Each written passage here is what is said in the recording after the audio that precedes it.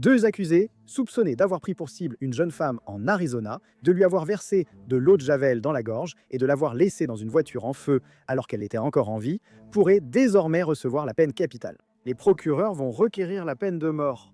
Qu'est-ce que cela change pour la préparation et la suite du procès? Maintenant, nous allons recueillir l'avis d'un avocat pénaliste, ancien procureur, et interroger les parents de la victime sur leur réaction à la décision sur la peine capitale. Est-ce que tu es resté là à la regarder brûler?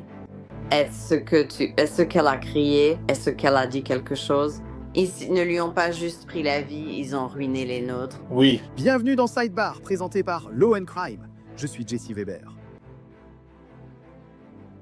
Mercedes Vega, 22 ans de Tampa en Arizona, était indépendante et forte selon sa famille et ne reculait pas devant un affrontement. Et lorsqu'elle a été la cible d'un vol à main armée, elle était apparemment prête à témoigner contre le voleur présumé. Mais avant qu'elle n'en ait l'occasion, les procureurs disent que cet homme a tout fait pour la faire taire, mettant fin à sa vie. Et maintenant, s'il est reconnu coupable, ce suspect pourrait lui-même être condamné à mort. Cela vient tout juste d'être révélé. Les procureurs du comté de Maricopa ont annoncé mercredi qu'ils allaient demander la peine de mort contre Kudjo Young, 29 ans, et Spencer Hayes, 23 ans. L'avocate du comté de Maricopa, Rachel Mitchell, a déclaré dans un communiqué « La peine de mort est une condamnation appropriée à envisager par le jury. » Pour ces deux accusés, nous poursuivrons notre quête de justice pour Mercedes Vega et sa famille. Maintenant, je veux vous donner un bref résumé de la façon dont nous en sommes arrivés à ce point, car cela expliquera pourquoi les procureurs demandent ici la peine de mort. Tout a commencé avec la découverte du corps de Mercedes en avril 2023 dans une voiture en feu le long de l'I-10. C'est près de Tonopah, à plus d'une heure de route de chez Mercedes à Tampa. Les enquêteurs pensent que Mercedes a été enlevée dans le parking de son immeuble. La dernière fois qu'on la voit vivante, c'est sur une vidéo où elle sort de l'ascenseur vers le garage. Son enlèvement apparent a eu lieu hors caméra. Mais quelques heures après son enlèvement présumé, les opérateurs reçoivent un appel concernant une voiture en feu sur le bord de la route. Elle était dans les buissons. J'ai vu une flamme dans le véhicule. D'accord. Vous dites qu'ils sont sur l'IDX en direction ouest? Yes. Oui, juste au nord de l'autoroute. Je ne sais pas vraiment ce que c'est.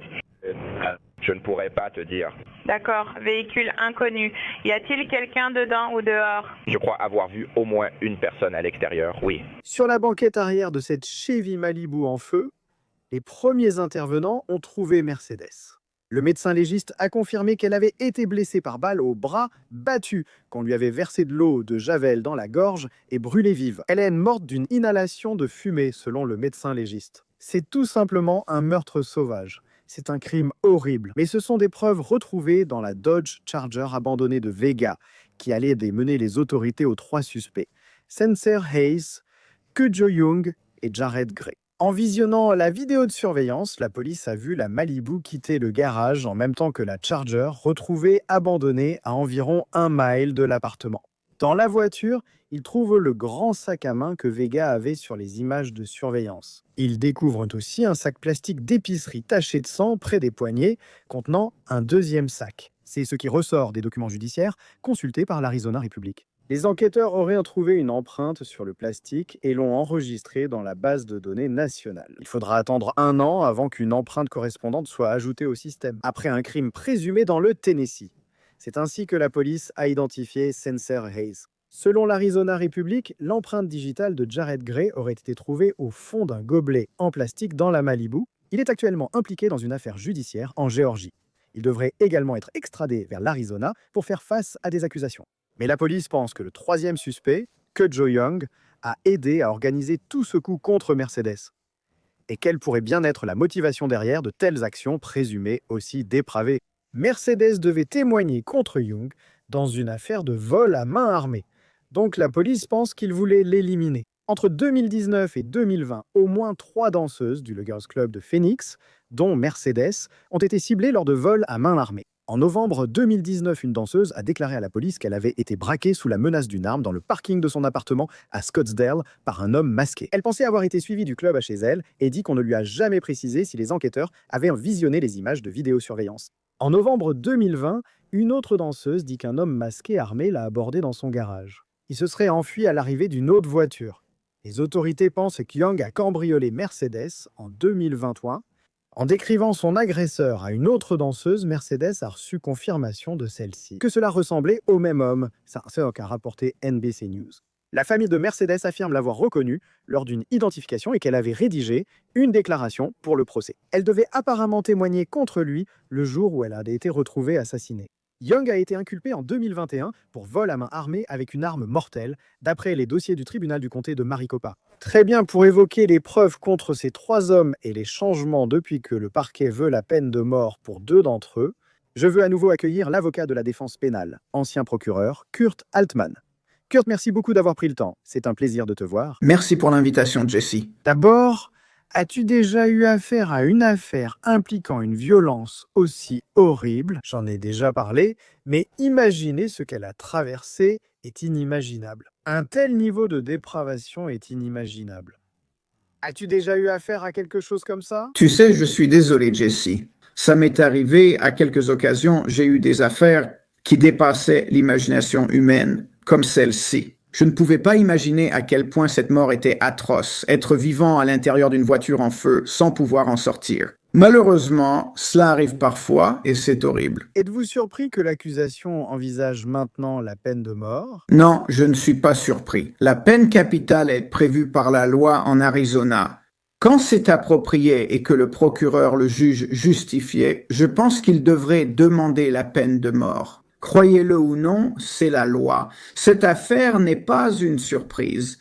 Il y a longtemps, quand les tribunaux, les juges décidaient si c'était une affaire passible de la peine de mort ou non, en Arizona, un jour un juge m'a dit « Si tu dois te demander si c'est une affaire passible de la peine de mort ou non, alors ça ne l'est pas. » Je ne pense pas que beaucoup de gens se posent la question pour celle-ci. Il dépose un avis d'intention de requérir la peine de mort. Est-ce que ça peut retarder l'affaire? Parce que après, il y a 2 étapes, non? Il y a la phase de culpabilité, la phase du procès, puis la phase de la peine. Donc maintenant, ça rend le procès plus long. Et j'imagine qu'en ce qui concerne la sélection du jury et les experts, est-ce que ça rend maintenant une date de procès potentielle?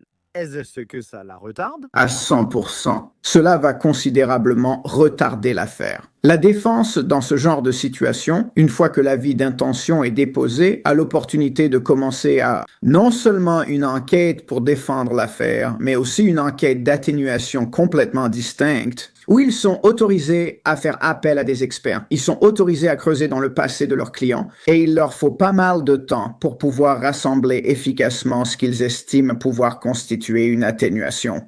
Donc, les tribunaux vont leur accorder beaucoup de latitude. Cela va considérablement ralentir la résolution de l'affaire. Et je veux parler davantage des preuves que les enquêteurs disent avoir contre ces accusés, parce que je pense qu'elles sont vraiment substantielles et vraiment importantes.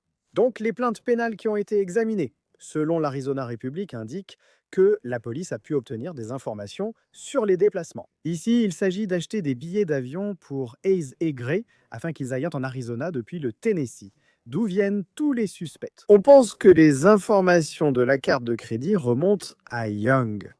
Lors d'un interrogatoire, Hayes aurait dit à la police avoir des affaires avec quelqu'un dans l'Ouest sans révéler son identité. Lorsque les enquêteurs ont apparemment parlé avec Gray, il leur aurait dit qu'il n'était jamais allé en Arizona, qu'il ne connaissait pas le jeune Hayes. Kurt, en examinant tout cela, dans quelle mesure ce type de trace numérique ou écrite est-il accablant et comment pourriez-vous vous en défendre? Eh bien, je veux dire, bienvenue au 21e siècle, n'est-ce pas?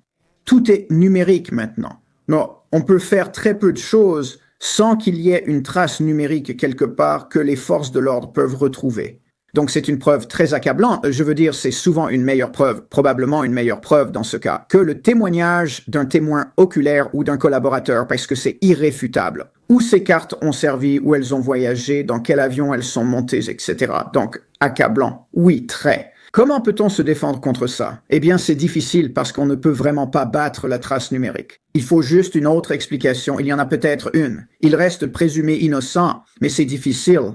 Je veux dire, les réseaux sociaux, les preuves numériques, les cartes de crédit, les dossiers de voyage, c'est très difficile à affronter comme avocat de la défense. Et si Young était tellement déterminé à se débarrasser de Mercedes, n'est-ce pas? Comme le disent les procureurs, la question est, pourquoi ne l'a-t-il pas fait lui-même? À savoir, à ce moment, il était en liberté sous caution avec un bracelet système de positionnement global dont les autorités pouvaient le localiser. Encore une fois, en supposant, en alléguant qu'il a fait tout cela et qu'il a, vous savez, joué un rôle clé dans tout cela, c'est quelque chose à prendre en compte. Le problème pour lui, ce sont les téléphones portables. Les téléphones portables peuvent aussi être localisés. Donc, les données de localisation des téléphones portables, les preuves seront sans doute essentielles ici. Pourquoi ? Selon les dossiers du tribunal et les autorités, la police a pu localiser le numéro de portable lié au billet d'avion. On montrait que le téléphone suivait le même trajet que la Malibu le jour où Vega est décédé et se trouvait dans la zone où son corps a été retrouvé. Les enquêteurs du comté de Maricopa auraient également interrogé un homme dont la localisation du téléphone portable se trouvait près de la scène de la voiture en feu. Et écoute ça, il aurait apparemment dit aux autorités que Young l'avait appelé pour, je cite, « récupérer un colis ». Il s'est avéré 2 hommes, sans doute Ace et Gray. Les documents du tribunal montrent que l'homme a déclaré aux enquêteurs avoir reçu l'emplacement et une voiture qu'il a prise. 2 hommes et qu'il les a ramenés dans la région de Phoenix. Les téléphones appartenant à cet homme et à Ace semblent apparemment ou prétendument les localiser sur l'I-10 dans les heures qui ont suivi la mort de Vega. Et la police a également pu confirmer que le numéro de téléphone lié à l'achat du billet d'avion était le même numéro ou prétendument le même numéro qui a appelé cet homme inconnu vers 2 heures du matin. Pour l'instant, on ne sait pas si cet homme qui aurait conduit Hayes et Gray va faire face à des accusations. Mais Kurt, franchement, qu'est-ce qui t'impressionne le plus à propos de... Il doit maintenant être un témoin clé pour le gouvernement. Oh, bien sûr. Encore une fois, cela revient aux traces numériques. Carte de crédit, réseaux sociaux, téléphone portable. Ces portables se connectent aux antennes relais. Les forces de l'ordre et la technologie aujourd'hui peuvent presque localiser à 100, voire 200 mètres près où se trouve ce téléphone à n'importe quel moment. Il est donc important que ce témoin non identifié, témoigne. Ça va être très important parce que les gens peuvent dire « Hey, je n'avais pas mon téléphone, quelqu'un d'autre avait mon téléphone, c'est pour ça que j'étais ici. » Mais cette personne va certainement être un élément clé, une sorte de pont qui rassemble tout et toutes ces preuves numériques et place les suspects là où la police et les procureurs disent qu'ils sont. Ce sera, encore une fois, quelque chose de très difficile à défendre, simplement à cause des preuves numériques qui sont difficiles à contester. Bien sûr. Mais vous savez, du point de vue de la défense, s'il témoigne à la barre, les avocats de la défense diront « Vous savez, vous coopérez avec le gouvernement, vous affirmez que vous faites partie de cette affaire, pourquoi devrions-nous vous faire confiance? Êtes-vous vraiment crédible ?» L'accusation ne choisit pas librement ses témoins, elle doit faire avec ceux disponibles. Je me demande s'il y aura un discours du type « Il ne savait pas ». On lui a juste dit de faire ça, il ignorait les circonstances. Mais est-ce qu'il va être un témoin potentiel problématique lors d'un procès? Eh bien sûr, je veux dire, au moins ça donne à la défense une sorte de chance, non? Un contre-interrogatoire de quelqu'un comme ça. Parce que, d'après ce que j'ai lu et d'après ce que vous venez d'indiquer ici, il y a probablement des preuves importantes qui lient ce témoin au crime, ce qui permettrait d'inculper ce témoin, ou pourrait permettre de l'inculper d'une certaine manière dans cet homicide, et que cette personne soit inculpée ou qu'elle bénéficie d'un accord préalable au procès. Ils bénéficient d'un avantage. Ils vont probablement bénéficier d'un avantage pour témoigner. Et chaque fois que quelqu'un bénéficie d'un avantage pour témoigner, cela donne une incitation à ne pas dire la vérité, parce qu'ils vont se protéger eux-mêmes. Et cela donne une ouverture à la défense. Donc, le contre-interrogatoire et l'analyse du témoignage de ce témoin vont être essentiels pour la défense. En tant qu'avocat de la défense, c'est là que je vais me concentrer. Vous savez, peut-être que ce n'est pas mon client, mais une autre personne qui l'a fait et veut cacher ses actes pour obtenir un accord et accuser nos clients. C'est là que vous allez concentrer votre énergie, une grande partie de votre énergie, dans la défense d'une affaire comme celle-ci, en tant qu'avocat de la défense. Les autorités pensent désormais que Hayes et Gray ont pris un bus Greyhound ensemble pour rentrer à Chattanooga, Tennessee. Les agents ont pris l'avion pour arrêter Hayes. En novembre 2024, il a été extradé en Arizona et inculpé de meurtre prémédité, enlèvement, incendie criminel, vol à main armée, vol et entrave à la justice. Young, dont le procès pour vol à main armée doit avoir lieu l'année prochaine, a apparemment été inculpé des mêmes chefs d'accusation que Hayes en lien avec la mort de Vega. Tous deux pourraient être condamnés à la peine de mort s'ils sont reconnus coupables et comme je l'ai mentionné, Gray fait face à une affaire distincte. Il devrait être extradé vers l'Arizona et inculpé de meurtre. Est-ce compliqué, Kurt? Concernant l'extradition, y a-t-il des situations où une juridiction est prioritaire sur une autre? Vous pensez que ça va être compliqué ici de le faire revenir? Ça pourrait être compliqué, mais en général, les autorités trouvent un accord, donc ce n'est pas compliqué. Il a des accusations, je crois que vous avez dit, en Géorgie, c'est ça? Les autorités devraient, espérons-le, coopérer en signalant « Il s'agit d'une affaire d'homicide capital en Arizona ». Les deux États et leurs autorités vont collaborer pour le ramener après avoir demandé la priorité. Parfois, il y a une lutte, je sais. Parfois, la Géorgie pourrait dire, écoutez, nous devons d'abord obtenir justice ici pour nos victimes et notre peuple, peu importe le crime, avant de le remettre. Selon leurs arrangements, ils pourraient rester en Géorgie jusqu'à la fin de l'affaire. Je pense que les autorités coopéreront au mieux pour le faire venir ici afin de faire avancer cette affaire. Un point intéressant que je souhaite évoquer, c'est que Mercedes était prêt à témoigner contre Young pour vol à main armée et l'aurait identifié lors d'une séance d'identification. L'accusation a déposé des requêtes dans les affaires Young et Hayes, déclarant l'État de l'Arizona, par son avocat, demande par la présente d'admettre les déclarations de Mercedes Vega qui avaient auparavant été exclues en raison de la déchéance pour faute au nom des prévenus. Alors Kurt, cela ne veut-il pas dire que ces déclarations, qui auraient autrement été des oui-dire, n'est-ce pas, elles auraient autrement été considérées comme des oui-dire, elles pourraient être retenues contre ces prévenus parce que c'est la faute des prévenus si elle ne peut pas témoigner. Est-ce que je comprends bien? Et selon toi, quelles sont ces déclarations? Oui, c'est exactement ça, c'est ce que demande l'accusation. Là, normalement, selon les règles de la preuve, elle serait la personne qui devrait témoigner à propos de ces déclarations, qu'elle a sans doute transmises à la police. Probablement à propos du vol à main armée. D'accord. Maintenant, le prévenu du vol à main armée, apparemment Young, le procureur dit « les règles de preuve ne lui permettent pas d'en profiter et de perdre. » Qu'il ne peut éviter que ces déclarations soient utilisées contre lui s'il a rendu ce témoin indisponible. Ils affirment qu'elle est indisponible à cause de l'accusé, donc ces déclarations ne sont plus des oui-dire et sont admises. Mais n'est-ce pas, je veux dire, il n'a pas encore été condamné pour ça, n'est-ce pas? Ce sont les allégations disant qu'il serait responsable de sa mort et de son absence. Mais selon les règles de la preuve, il suffit d'en être accusé et cela suffit pour que ces déclarations soient admises. Le tribunal devra trancher. C'est pour cela que l'État a déposé la requête en présentant ses preuves. Ce sera intéressant parce que dans l'affaire de vol à main armée, pour que ces déclarations soient admises, il y aura probablement des audiences préliminaires où beaucoup de preuves liées à l'homicide devront être présentées. Parce qu'ils doivent en quelque sorte démontrer au-delà d'un certain seuil probablement une prépondérance de preuves à ce moment-là que Young était lié à cette disparition ou à l'absence du témoin. Ce sera intéressant. On parlera beaucoup de l'homicide lors des audiences préliminaires du vol à main armée. Donc, tu as mentionné la requête de l'État. Je veux en fait jeter un œil à la requête de l'État visant à demander la peine de mort. Car le dépôt précise que si les accusés sont jugés coupables de meurtre, ils l'auront fait d'une manière particulièrement odieuse, cruelle ou dépravée. Le document précise donc « La victime, M. Vega, a consciemment souffert de douleurs physiques ou mentales, de détresse ou d'angoisse avant sa mort, et l'accusé savait ou aurait dû savoir que la victime, M. Vega, souffrirait. » Pour Young, les procureurs affirment qu'il a ordonné le meurtre de Mercedes en attendant son procès. Pour d'autres infractions, tentative de vol à main armée. La requête précise, l'accusé a agi pour empêcher la victime. La coopération de M. Vega avec une enquête officielle, d'empêcher son témoignage lors d'une procédure judiciaire, ou en représailles à sa collaboration avec une enquête des forces de l'ordre. Et le dossier indique que si l'affaire arrive à la phase de la peine, l'État fera appel à au moins un médecin légiste pour témoigner de la douleur physique et de la souffrance de Mercedes. Kurt, soyons clairs.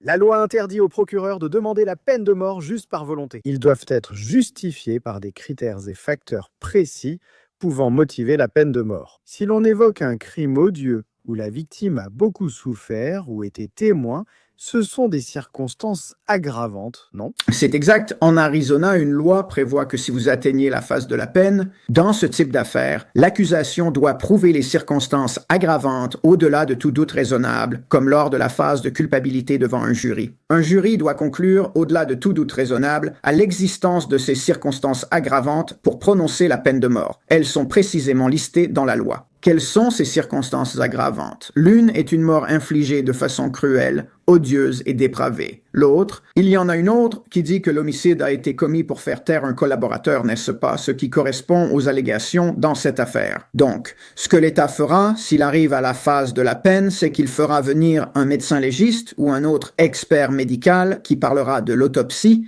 qui dira « Et elle a inhalé de la fumée ». Donc, pendant l'incendie de la voiture, elle respirait. On ne peut pas respirer sans vie.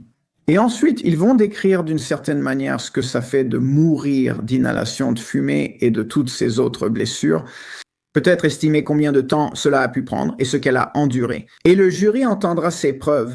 et devra ensuite décider si c'était une manière atroce de mourir. Et d'ailleurs, pour essayer de comprendre cela, comment exactement un médecin légiste va-t-il savoir ce qu'elle a enduré? Eh bien, à partir de là, leur témoignage va se baser sur leur expérience et leur formation. Tout d'abord, ils vont dire: au-delà d'une certitude médicale, elle était vivante pendant que cette voiture brûlait. Nous le savons parce qu'il y avait de la fumée dans ses poumons. Ils diront quelque chose comme ça. Ensuite, si j'étais le procureur, je demanderais: pouvez-vous décrire, avez-vous une expérience qui vous permette de décrire au jury ce que cela fait de mourir d'une inhalation de fumée? Et sur la base de la recherche et de leur expérience, le médecin légiste aura probablement un témoignage à ce sujet.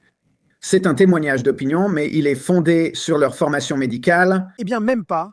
Et je veux dire, ils peuvent décrire ce qui arrive au corps dans les moindres détails. Et quand un jury entend ça, n'est-ce pas, il va entendre d'abord en mode la douleur d'être abattu, frappé, de la javel jetée dans la gorge, puis d'être brûlé et de lutter pour respirer. Vous savez, dans un diagnostic médical, dans une explication médicale, vous voyez. Je pense que ce sera difficile dans les affaires de peine de mort, surtout dans une affaire comme celle-ci, pour le jury de ne pas être influencé, de ne pas être submergé par l'émotion. Et que cela devienne une décision, que cela devienne un facteur qui, vous savez, entre en compte dans leur décision. Oui, je pense que c'est juste. Si les preuves sont exposées comme aujourd'hui, c'est terrible. J'avais oublié l'eau de Javel, et bien sûr, un médecin légiste peut expliquer exactement au jury ce que l'eau de Javel dans la gorge de quelqu'un ou de l'eau de Javel sur la peau de quelqu'un, ce que cela fait à la peau, combien de temps cela prend et comment cela fonctionne. Ils vont donc entendre des détails graphiques et horribles. Bien sûr, c'est à eux de décider s'ils y croient ou non ce qu'est cette preuve, mais ils vont l'entendre et ça va être brutal. Donc pour l'instant, Hayes et Young doivent être jugés en mai 2026. Kurt, merci beaucoup d'être venu. J'apprécie vraiment ton point de vue et ton analyse sur ce sujet. Merci beaucoup. Merci, Jesse, quand tu veux. D'accord? Je voudrais maintenant accueillir à nouveau deux invités spéciaux, les parents de Mercedes, Tom et Erika Pillsbury. Merci à vous deux d'être venus. Ravi de vous revoir. C'est très festif en arrière-plan, mais j'imagine que les fêtes sont une période difficile. Pour vous deux, Le sapin de Noël Mercedes derrière Tom. c'était son sapin? C'est son sapin qui vient de chez elle. Waouh, c'est magnifique. Oui. Comment allez-vous, les gars? Vous tenez le coup? Encore une fois, je sais que c'est probablement une période très difficile de l'année, mais comment allez-vous tous les deux en ce moment? Hum, c'est une période de l'année où chaque jour est difficile. Raccrocher, parler ou savoir, tout est compliqué. Vous savez, elle n'était pas là pour Thanksgiving. Et les jours où l'on sait qu'elle serait normalement là, sa présence nous manque, c'est certain. Oui, c'est la période de l'année où nous savons. Je la voyais parfois au fil des mois quand elle avait besoin de quelque chose ou voulait que je répare sa voiture, mais je savais pertinemment qu'elle venait ici pour Noël ou pour Thanksgiving. Donc c'est très, très difficile de savoir qu'elle ne va pas franchir cette porte. Et elle adorait Noël. C'était une grande fête pour elle. Oui, elle était vraiment. Nous sommes une famille qui aime Noël et on lui a transmis ça, donc elle adorait Noël aussi. Et quand elle était petite, une chose que nous faisions ensemble, elle et moi, et que je fais encore aujourd'hui, c'était de regarder des films de Noël encore et encore. Je les regarde toujours en pensant à elle. C'est vraiment gentil. Je dois te dire, tes décorations sont incroyables. Je peux le sentir, c'est vraiment... Je dois te dire, c'est très impressionnant. C'est le moins qu'on puisse dire, mais je suis content que l'arbre de Mercedes soit là.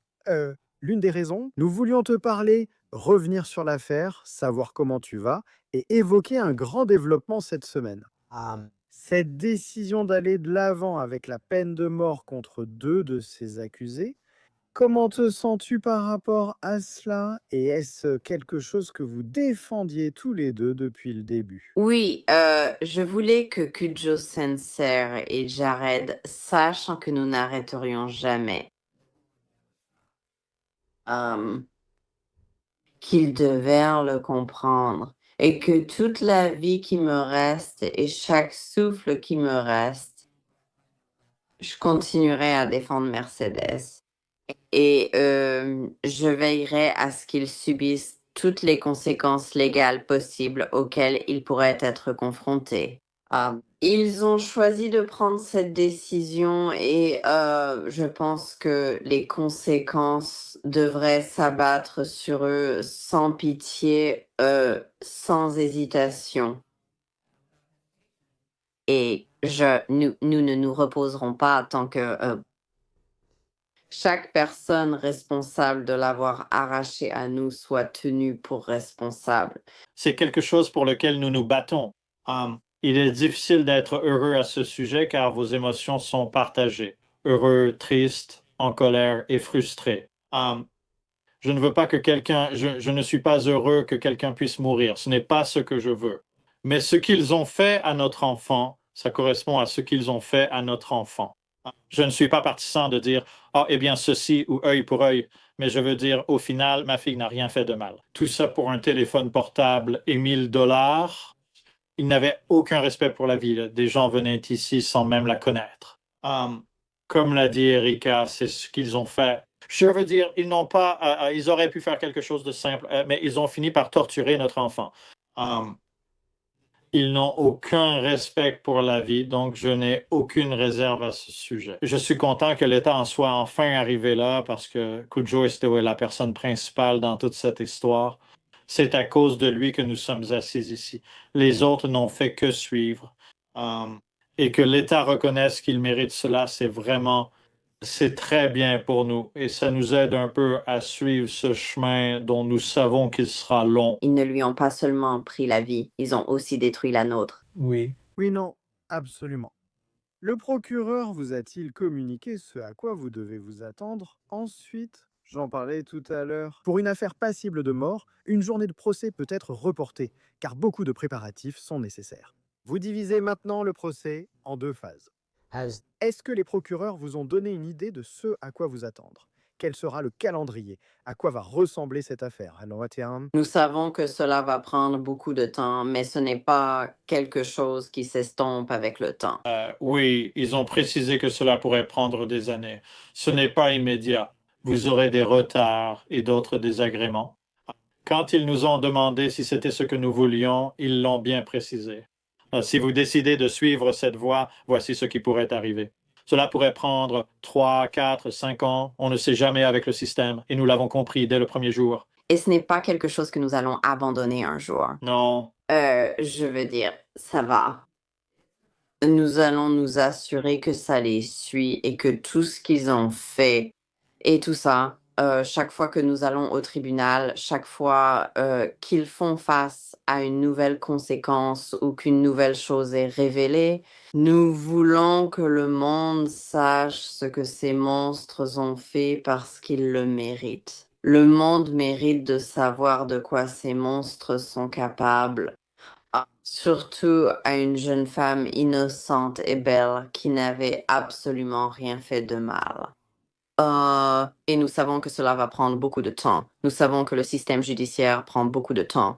Cela fait plus de 5 ans et il n'a pas été condamné pour le cambriolage ni pour l'avoir menacé avec une arme à feu. Vous savez, il reste là comme un petit prince en disant « Oh, je ne suis pas un criminel condamné, mais ses cornes tiennent sa couronne. » Parce qu'il a plusieurs chefs d'accusation pour crime, il n'a simplement pas été condamné et la douleur ne disparaît pas. Ça ne changera jamais. Nous ressentirons toujours cette douleur, mais leurs actes ont entraîné ces conséquences et cela a détruit la vie de tant de personnes. Permettez-moi de vous interroger à ce sujet, parce que lorsque la peine de mort est introduite dans des affaires, et en particulier lorsqu'il y a plusieurs accusés, on constate souvent la négociation d'accords de plaidoyer. Des avocats de la défense diront « Si vous retirez la peine de mort, mon client plaidera coupable. » La prison à vie. Si cela devient une option ici pour l'un de ces accusés, seriez-vous ouvert à cette possibilité? Il en faudrait beaucoup pour eux. Je sais que je parle pour moi, mais j'ai un peu... Je voudrais tout savoir. Je ne vais pas simplement accepter. Je voudrais savoir qui d'autre est impliqué. Ah, pourquoi ils ont fait ça? Et tu sais, on a besoin de savoir. On ne va pas juste dire oui, d'accord, oui. Il y a des questions auxquelles je veux des réponses. Il y a des questions. Es-tu resté à la regarder brûler? Est-ce que tu l'as fait? Est-ce qu'elle a crié? Est-ce qu'elle a dit quelque chose? Mais on ne peut rien croire de ce qu'ils disent. Ce ne sont pas des gens honnêtes, donc au final, non.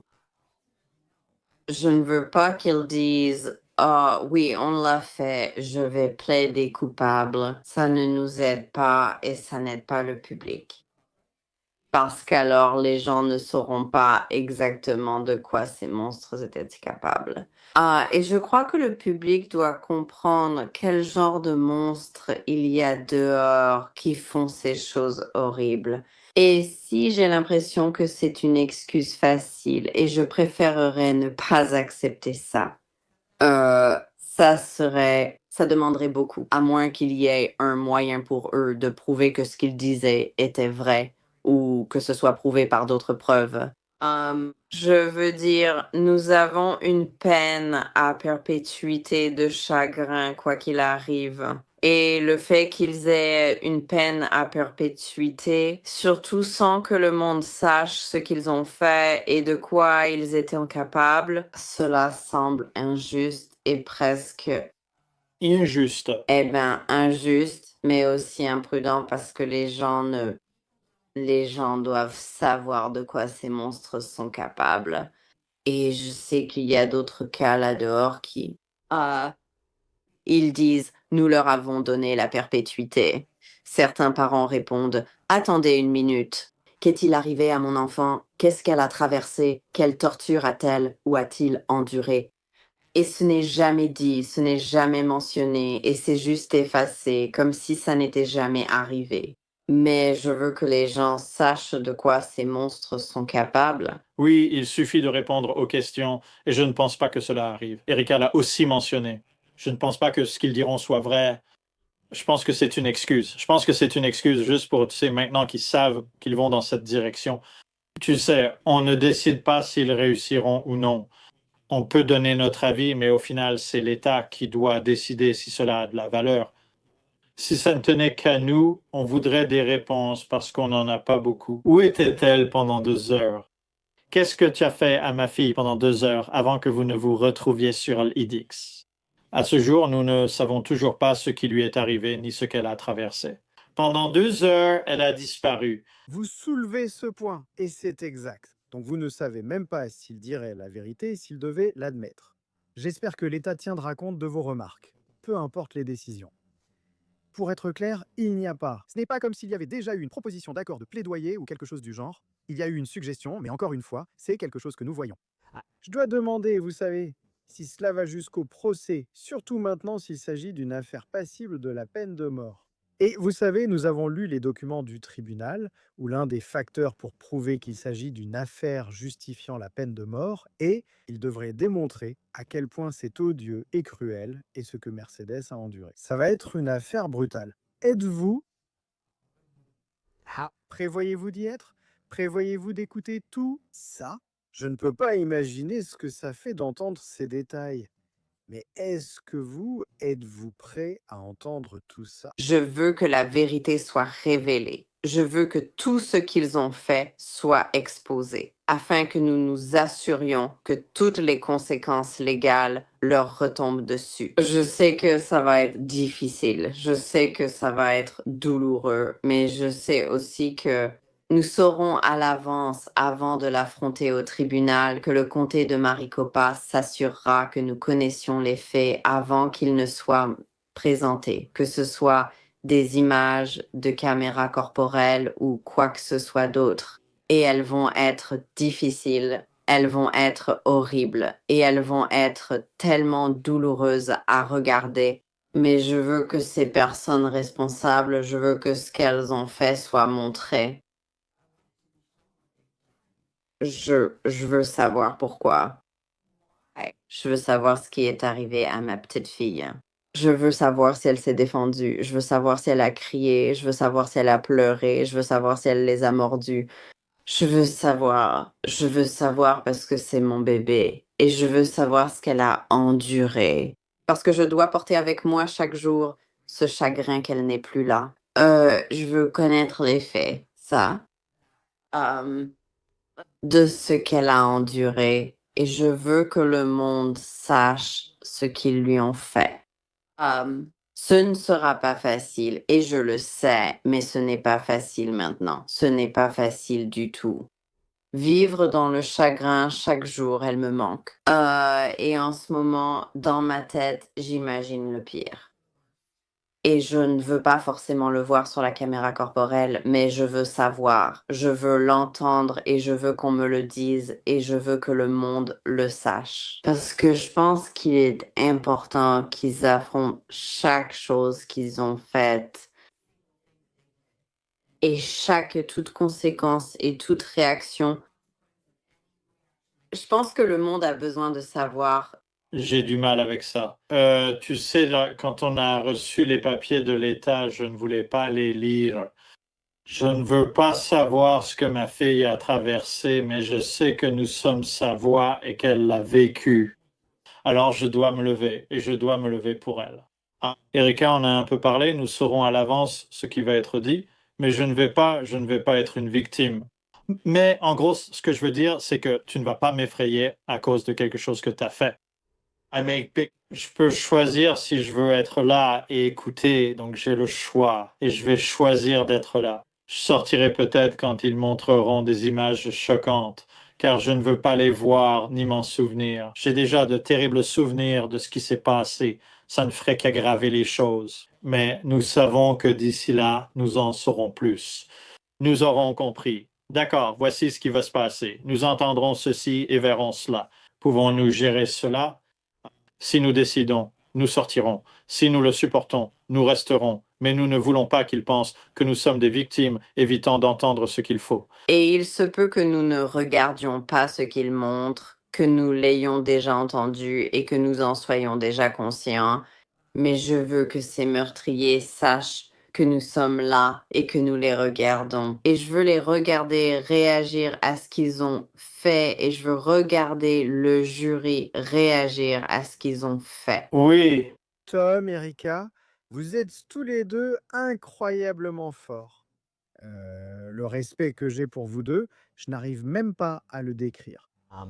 Je vous apprécie tous les deux, non seulement d'être venus pour parler de ce sujet, de cette évolution qui n'est pas facile, pour parler de cette affaire, ce qui n'est pas facile, et de parler de tout ce qui se passe pendant la période des fêtes. Mais j'apprécie vraiment, vraiment que vous partagiez toutes ces informations, que vous partagiez ce que vous traversez. Nous continuerons à suivre cette affaire et observer son évolution. Vous pourrez toujours revenir en discuter ici. Je veux juste redire que je suis sincèrement désolé pour votre perte. Je suis désolé pour ce que vous traversez et vous souhaite le meilleur à tous les deux. Surtout en cette période de fête. Merci beaucoup Tom et Erika. Merci. merci. Nous apprécions tout ce que vous faites pour que le nom de notre fille continue d'exister. Toute personne qui fait vivre le nom d'Erika parce qu'Erika a réussi, elle ne disparaît pas comme un simple numéro ou une statistique et c'est ce que nous voulons. Nous ne cherchons aucun bénéfice, nous voulons juste informer sur ce que notre fille a vécu. Et cela arrive probablement souvent, mais nous ne le savons pas parce que nous en avons été protégés. Et nous remercions tout le monde pour tout ce qu'ils font afin de s'assurer qu'elle ne soit pas oubliée. Bien sûr, évidemment. Oui, nous allons continuer à suivre cela de près. Tu sais, c'était intéressant quand tu as dit, le procès permettra d'obtenir plus de détails pour que les gens sachent ce qu'ils ont fait ou auraient prétendument fait. Je vais te dire une chose, c'est pourquoi on s'est concentré sur l'histoire. On a essayé de couvrir chaque détail, parce que c'est une histoire tragique, mais importante à raconter, et nous allons continuer à la suivre autant que possible. Alors Tom et Erika, merci beaucoup, j'apprécie vraiment. Merci. Merci. Et c'est tout ce que nous avons pour vous pour l'instant, ici sur Sidebar. Merci beaucoup à tous de nous avoir rejoints. N'oubliez pas de vous abonner sur YouTube, Apple Podcast, Spotify ou autres plateformes. Suivez-moi aussi sur X ou Instagram. Je suis Jesse Weber, à la prochaine.